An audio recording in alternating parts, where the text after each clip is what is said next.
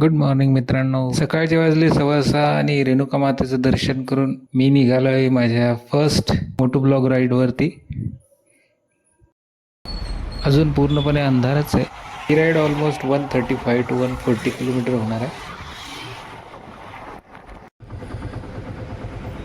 मी आता 350 म्हणजे almost 3.25 litre petrol भरलेलं आहे. Welcome to my channel. माझं नाव आहे सुनील.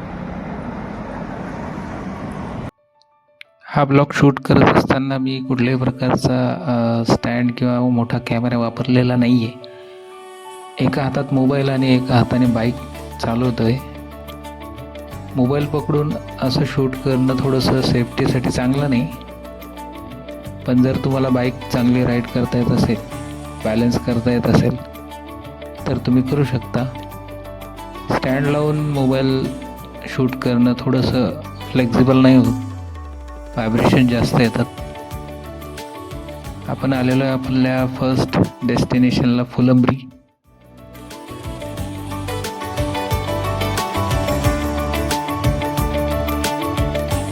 यानंतरचं जे डेस्टिनेशन आहे ते आहे भोकरदन. बुलढाणा जाण्यासाठी 2 रूट आहेत.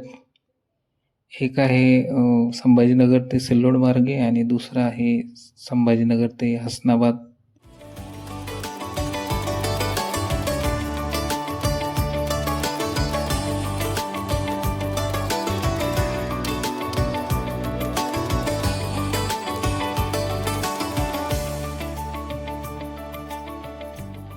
मी जनरली हसनाबाद मार्गे जातो, कारण या रोडला जाताना दोन्ही बाजूला छान ग्रीनरी दिसते आणि रोड खूप मोठा आहे आणि ट्रॅफिक बिलकुलच नसते, त्यामुळे राईड करायलाही खूप छान वाटतं.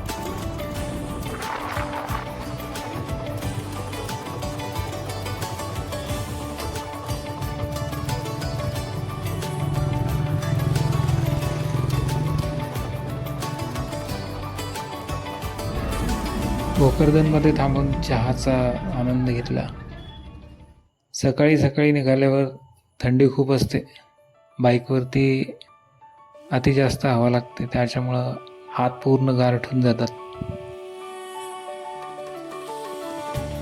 यानंतर फायनल डेस्टिनेशनकडे जाताना मध्ये एक मंदिर लागते. ते एक देवीचं मंदिर आहे. बुलढाणा जिल्ह्यात सगळ्यांना ते मर्दडी देवी या नावाने माहीत आहे. समोर जो तुम्हाला पहाड दिसतोय त्या पहाडावरती ते मंदिर आहे.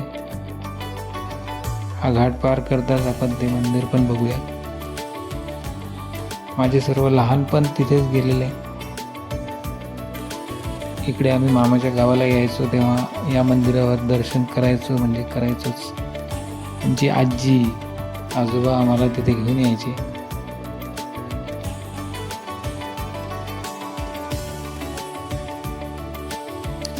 या रोडने बरेच वेळेस मी प्रवास केला आहे, पण देवाचं दर्शन जे आहे ते फक्त दुरूनच घेऊन मी पुढे जायचो. देवस्थानाच्या दर्शनाच्या बाबतीत एक गोष्ट मात्र नक्की आहे, जेव्हा ते तुम्हाला घडायचं असतं तेव्हाच घडते, आणि माझ्यासोबतही आज तसंच काहीतरी घडलं आहे.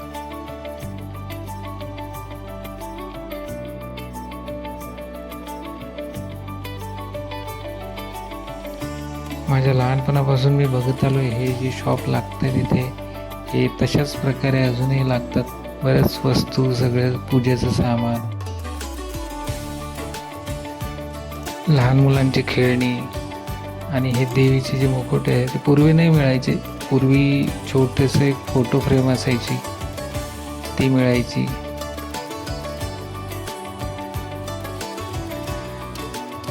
पूर्वी हे मंदिराकडे जाण्याचे ज्या पायऱ्या आहेत ते रिलिंग वगैरे हे अशा प्रकारचं शेड वगैरे काहीच नव्हतं, फक्त दगडी पायऱ्या होत्या.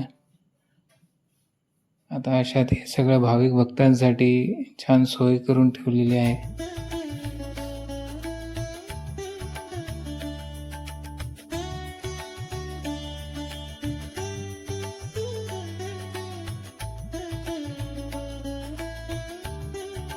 हे गायमुख आहे. याच्यामध्ये पावसाळ्यामध्ये खूप पाणी पडतं. ते पाणी कुठून येतं, काय येतं अजूनपर्यंत कोणालाच माहिती नाही. या गायमुखातून पडणारे जे पाणी आहे ते एक औषधरूपी पाणी आहे असं सगळ्यांना इथे आस्था आहे. या पाण्यामुळे आपल्याला जे काही आजार वगैरे झालेले आहेत ते सगळे बरे होतात अशी आस्था आहे.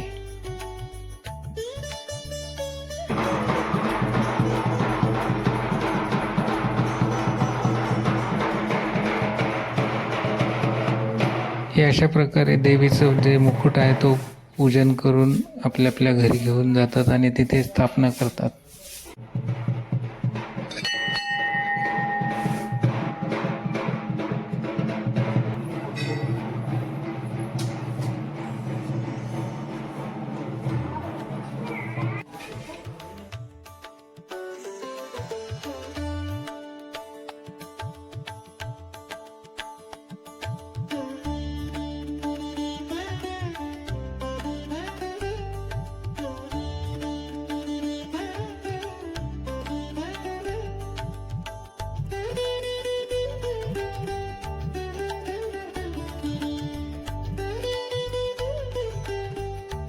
या मंदिरात येऊन दर्शन केले की एक वेगळीच ऊर्जा निर्माण होते. या मंदिराच्या आतमध्ये अजून 2 छोटेसे मंदिर आहेत. त्यामध्ये हे जे आहे छोटंसं, या देवीला तेली देवी म्हणतात. जसं शनिदेवाला आपण तेल चढवतो तसं या देवीला सुद्धा बाहेरून येणारे भक्त सगळे तेल चढून त्यांचं दर्शन घेतात. आणि हे आहे महादेव.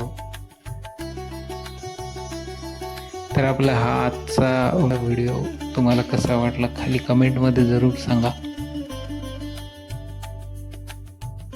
भेटूया अशाच एका नवीन व्हिडिओमध्ये. तोपर्यंत बाय बाय.